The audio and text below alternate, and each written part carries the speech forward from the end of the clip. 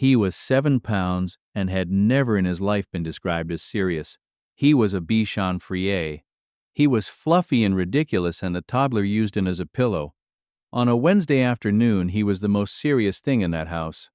Cloud had a personality that his owners, Simone and Troy Vickers, described with the affection of people who know they own a dog who cannot be called dignified. He was joyful and bouncy, and had a relationship with his own reflection in the oven door that suggested some complex internal psychology. He had been in their home for 5 years. 3-year-old Zara adored him in the complete physical way of a toddler who believes a small dog is a personal possession. She carried him. She dressed him in doll clothes on at least 2 documented occasions. She slept with him most nights, curled in the specific configuration of child and dog that requires the dog to be essentially under the child's armpit. Cloud had never once shown anything other than cheerful tolerance for this arrangement. On a Wednesday in October, Zara was not well. Not dramatically, not feverish, not vomiting. Nothing that required a call to anyone. She had been quieter since lunch, had not finished her meal, had declined the afternoon snack she usually requested by name. Simone had given her juice and put her on the couch with a blanket. She had been sick 4 days ago with a stomach virus that had resolved. This felt like the tail of it. Tiredness, reduced appetite, normal recovery.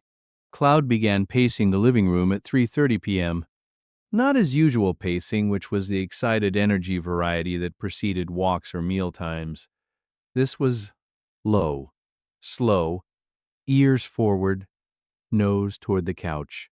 He made 2 circuits.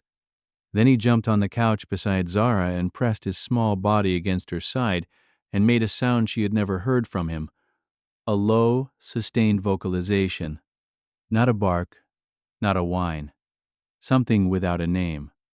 Simone looked up from her work. Zara was on the couch. Her eyes were open. She was looking at the ceiling. She was very still in a way that was different from tired still. Cloud was against her side, making the sound.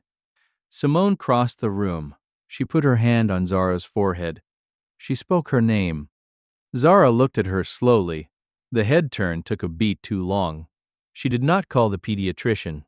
She called 911. Subscribe now before the next number, because what the paramedic's glucometer read when he held Zara's fingertip and got a result is the number that the endocrinologist later said explained the stomach virus, the reduced eating, and the Wednesday afternoon, and it is a number that should not have been that low in any child. Zara's blood glucose was 38 milligrams per deciliter. Post-viral hypoglycemia, her body's glycogen stores had been depleted during a stomach virus 4 days prior and had not been adequately replenished. The reduced eating at lunch and the declined afternoon snack had accelerated the drop. At 38, she was approaching the threshold where neurological symptoms begin. Confusion, loss of consciousness, seizure. She was at the beginning of those symptoms.